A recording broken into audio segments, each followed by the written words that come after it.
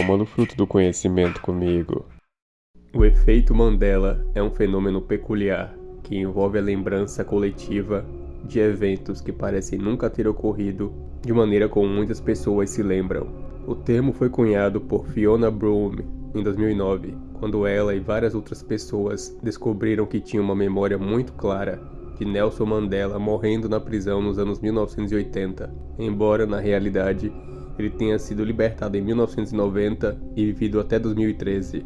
Essa discrepância entre o que foi lembrado e o que de fato aconteceu é o que caracteriza o efeito Mandela. O que torna esse fenômeno ainda mais intrigante é que ele parece ocorrer em larga escala, afetando grandes grupos de pessoas simultaneamente, levando muitos a questionar a natureza da realidade e da própria memória humana. Existem teorias que vão desde explicações simples, como falhas cognitivas, até teorias conspiratórias mais complexas, envolvendo realidades paralelas e simulações. Vou apresentar a vocês alguns exemplos intrigantes ao redor do mundo do efeito Mandela. Luke, eu sou seu pai. Star Wars. Muitas pessoas, mesmo fãs fervorosos da franquia, acreditam que Darth Vader diz essa frase famosa em O Império Contra-Ataca. No entanto, a frase exata no filme é No, I am your father. Não, eu sou seu pai. Essa discrepância entre a memória popular e o diálogo real é um dos casos mais notórios do efeito Mandela. O logo da Coca-Cola. Alguns se lembram claramente de detalhes no logo da Coca-Cola, como um traço ondulado, diferente ou até mesmo fontes ligeiramente alteradas, que não existem nas versões oficiais. Essas lembranças alteradas são um exemplo clássico de como o design de uma marca global pode ser distorcido pela memória coletiva. Bernstein Bears. Esse exemplo é particularmente famoso nos Estados Unidos, onde muitas pessoas juram que o título da série de livros infantis era Berenstain Bears, quando na verdade sempre foi Berenstain Bears. A mudança na letra final do nome provoca uma sensação desconcertante de que algo foi alterado na realidade.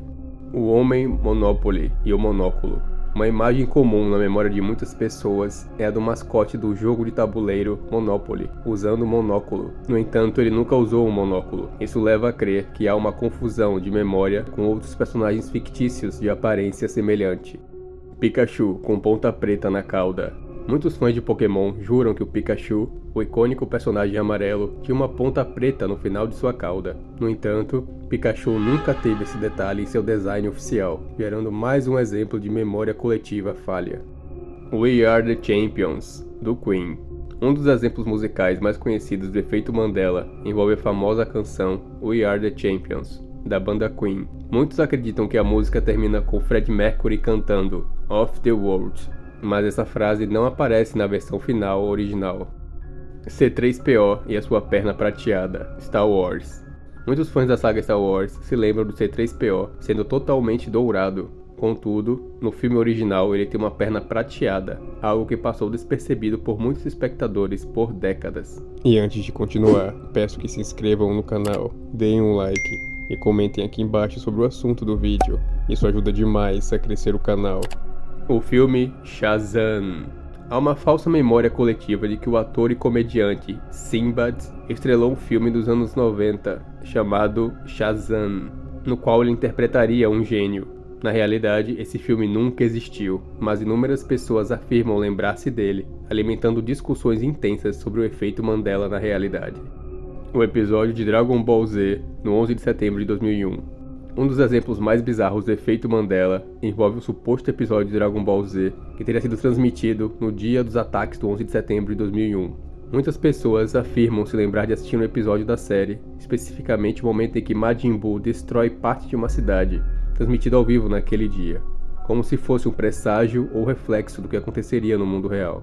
No entanto, não existem registros oficiais de qualquer transmissão de Dragon Ball Z durante os eventos de 11 de setembro, e essa memória da Rede Globo parece ser uma mistura de eventos traumáticos e ficção. Teorias sobre o efeito Mandela. Memória falha ou falsa.